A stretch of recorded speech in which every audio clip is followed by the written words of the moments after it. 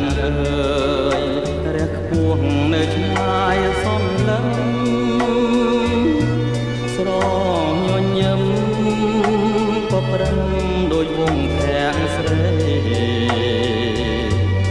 ពេលឃើញភ្លៀមចិត្តនរៀមលបគួចមេត្រីអូនល្អលើស្រី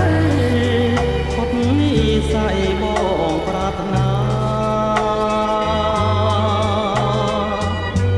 ពេលអូនខឹងអូនល្អលើសមួយកំរិតធ្វើឲ្យចិត្តបងរឹត